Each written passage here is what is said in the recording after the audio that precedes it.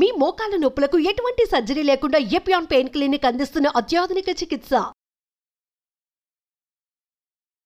అందరికీ నమస్కారం. నా పేరు మాధురి. మీరు చూస్తున్నది సుమన్ టీవీ నెట్వర్క్. ఈ రోజు మనతో పాటు ఉన్నారు ప్రముఖ జ్యోతిష్య వాస్తు పండితులు సుభాష్ శర్మ గారు.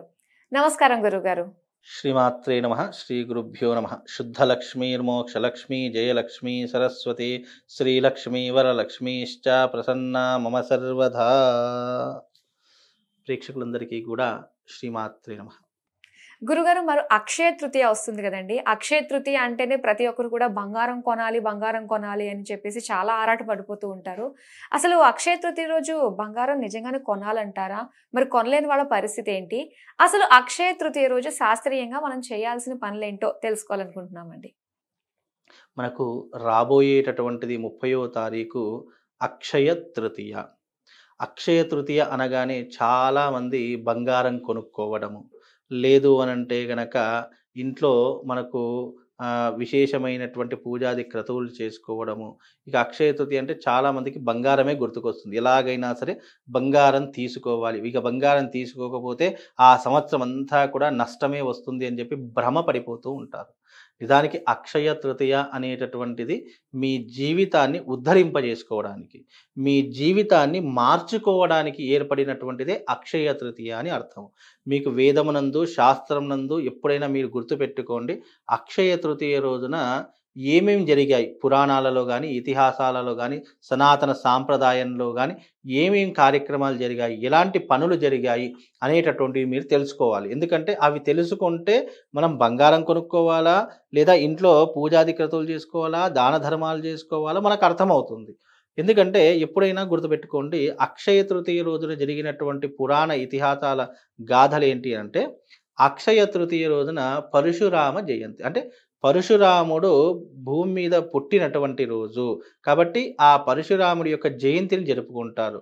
అదే రకంగా అక్షయ తృతీయ రోజున శ్రీ మహాలక్ష్మి కుబేరునికి అనుగ్రహించినటువంటి రోజు, అంటే సిరి సంపదలు అనుగ్రహించినటువంటి రోజు ఈ అక్షయ తృతీయ.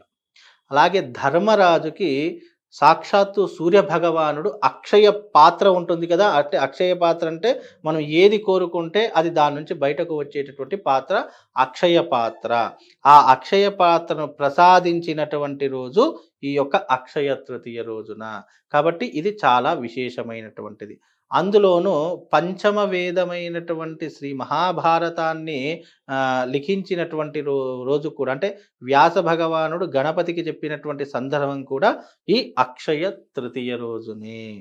అలాగే ఇంకో గొప్పతనం ఏంటి అంటే గనక అక్షయ తృతీయ రోజున కృతయుగం ముగిసిపోయి త్రేతాయుగం, అంటే రాముడి యొక్క యుగం ప్రారంభమైనటువంటి రోజు కూడా ఈ అక్షయ తృతీయ రోజునే. అలాగే శ్రీ మహాలక్ష్మికి ఇష్టమైనటువంటి రోజు, ఈ రోజున ఆ లక్ష్మీదేవిని ఆరాధించినటువంటి వారికి సిరి సంపదలను కలిగించినటువంటి రోజు కూడా ఈ అక్షయ తృతీయ. అలాగే ద్వాపర యుగానికి వస్తే గనక, ద్వాపర యుగంలో కుచేలుడు, శ్రీకృష్ణుడి యొక్క స్నేహితుడైనటువంటి కుచేలుడు శ్రీకృష్ణుని యొక్క ద్వారకు చేరుకున్నటువంటి రోజు, శ్రీకృష్ణుడు కుచేలుడిని అనుగ్రహించినటువంటి రోజు, సిరి సంపదలను కలగజేసినటువంటి రోజు కూడా ఈ అక్షయ తృతీయ రోజునే. అలాగే ఈ అక్షయ తృతీయ ఎన్నో రకాలైనటువంటి మంచి పనులకు, ఎంతోమంది పుణ్యాత్ముల యొక్క జన్మదివన ఈ యొక్క రోజు కారణమయ్యింది కాబట్టే ఈ రోజున చాలా విశేషమైనటువంటి రోజు అని చెప్పడం జరిగింది. ఇక్కడ ఎక్కడా కూడా ఈ శాస్త్రంలో అక్షయ తృతీయ బంగారం కొన్నారు, బంగారం వచ్చింది అని ఎక్కడా కూడా లేదు. కాకపోతే మనకు ఈ యొక్క పురాణాల ప్రకారం ఏంటి అని అంటే గనక, గండకీ నదిలో బంగారం ఉద్భవించినటువంటి రోజు, అంటే బంగారం కనిపించినటువంటి రోజు కూడా ఈ అక్షయ తృతీయ రోజునే అని అంటారు. కాబట్టి శ్రీ మహాలక్ష్మి అమ్మవారి యొక్క రూపాన్ని, శ్రీ మహాలక్ష్మి యొక్క నిదర్శనానికి మనం మీద గుర్తుగా చూసుకోవాలి అంటే మనం బంగారాన్ని, అంటే పసిడిని చూసుకుంటాము. అందుకే చాలామంది ఈ రోజున బంగారం కొంటే నిరంతరం పెరుగుతూ ఉంటుంది, ఇంకా సంవత్సర కాలం అంతా కొంటూనే ఉంటాము అని చాలామంది భ్రమలో ఉంటారు. కానీ అది అవాస్తవం. బంగారం కొనాలని శాస్త్రంలో లేదు, ఎక్కడ కూడా చెప్పలేదు. కనుక ఈ రోజున బంగారం కొనడం మంచిదే. ఎందుకంటే ఏదైనా ఈ రోజున ఒక వస్తువు ఇంటికి తెచ్చుకుంటే అది రెట్టింపు అవుతుంది అని మన యొక్క విశ్వాసం తప్ప శాస్త్రం నందు బంగారం కొనమని చెప్పలేదు.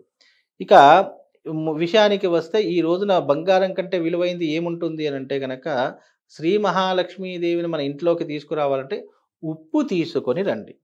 అక్షయ తృతీయ రోజున కిరాణా షాపుకు వెళ్ళి ఒక ప్యాకెట్ ఉప్పు తీసుకొని వస్తే ఆ ఇంట్లో లక్ష్మీదేవి తిష్ట వేసి కూర్చుంటుంది. బంగారం తీసుకొస్తే అమ్మవారు వస్తుందో లేదో తెలియదు, కానీ ఉప్పులో అమ్మవారు కొలువై ఉంటుంది. అందుకే ఉప్పుకి ప్రతిరూపం శ్రీ మహాలక్ష్మి అని అంటాం. ఎందుకంటే సముద్ర వసనే దేవి, సముద్రంలో ఉండేటటువంటి తల్లి ఎవరు తెలుసా? శ్రీ మహాలక్ష్మి.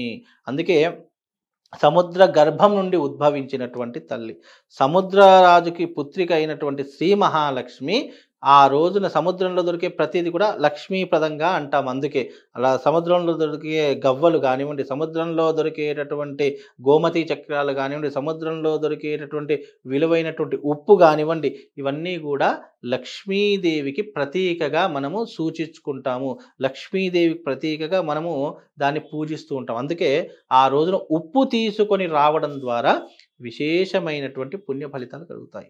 అలాగే శ్రీ మహాలక్ష్మి యొక్క ప్రీతి కొరకు ఈ అక్షయ తృతీయ నాడు మీ ఇంటి యందు ఒక పీటను ఏర్పాటు చేసుకొని చక్కగా లక్ష్మీదేవి యొక్క ప్రతిమను పెట్టుకొని కలశం పెట్టుకొని షోడశోపచార పూజ, ఆ రోజున శ్రీ మహాలక్ష్మికి ఇష్టమైనటువంటి షోడశోపచార పూజ చేసుకోవాలి.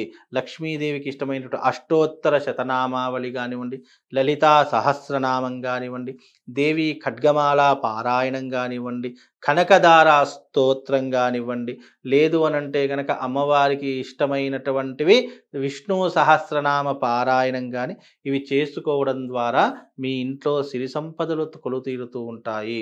అలాగే ఆ రోజున విశేషంగా మా పీఠమునందు మహాలక్ష్మి యాగం చేస్తాం. అంటే ఇది ప్రతి సంవత్సరము అక్షయ తృతీయ వచ్చింది అని అంటే గనక తప్పకుండా మహాలక్ష్మి యాగాన్ని నిర్వహిస్తాము. ఎవరికైనా ఆర్థిక బాధలున్నా, ఇబ్బందులున్నా ఈ మహాలక్ష్మి యాగంలో మీ గోత్రనామాలు పంపించండి. ఈ గోత్రనామాలు పంపించడం చేత మీ అందరికీ కూడా మహాలక్ష్మి యాగంలో సంకల్పం చెప్పి ఆ రోజున మీకు ఆ అమ్మవారి యొక్క ప్రసాద రూపకంగా ఒక $1,00,000 అంటే మెడలో వేసుకోవడానికి ఒక $1,00,000ని మీకు పంపిస్తాను. అది ఆ రోజున మెడలో వేసుకునే ప్రయత్నం చేయండి. తద్వారా మీకు శుభం లాభం కలుగుతుంది. అందుకే అక్షయ తృతీయ అనేటటువంటిది ఏంటి అంటే ఎప్పటికీ కూడా నాశనం లేనటువంటిది, ఎప్పుడూ కూడా తరగనటువంటిది, జీవితంలో ఎప్పుడు మనకు పురోగతిని అభివృద్ధిని కలిగించేటటువంటిదే అక్షయము. ఆ అక్షయ తృతీయ రోజున ఇంకా కొన్ని దానాలు కూడా చేయాలని శాస్త్రము. ఏం దానం చేయాలి అనంటే ఆ రోజున కుంభదానం అంటే నీటితో నింపినటువంటి ఒక కుండను దానం ఇవ్వడము చేయవచ్చు.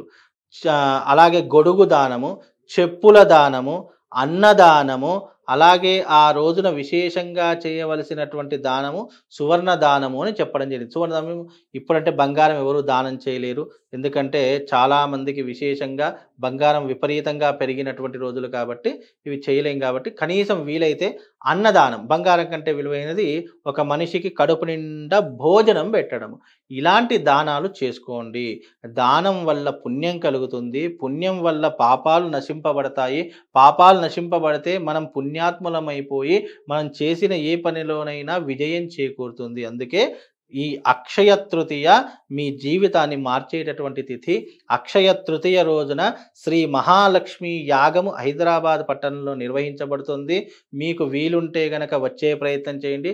ఒకవేళ మీరు రాకపోయినా మీ గోత్రనామాలు, మీ ఇంటి పేరు, మీ గోత్రము, మీ కుటుంబ సభ్యులందరి పేర్లు పంపించండి. ఆ రోజున స్వయంగా నేనే శ్రీ మహాలక్ష్మి యాగం నిర్వహిస్తాను.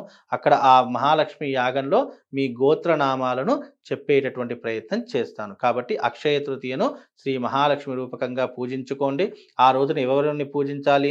లక్ష్మీదేవిని పూజించాలి, గణపతిని పూజించాలి, అలాగే కుబేరుణ్ణి పూజించాలి, శ్రీకృష్ణుణ్ణి పూజించాలి.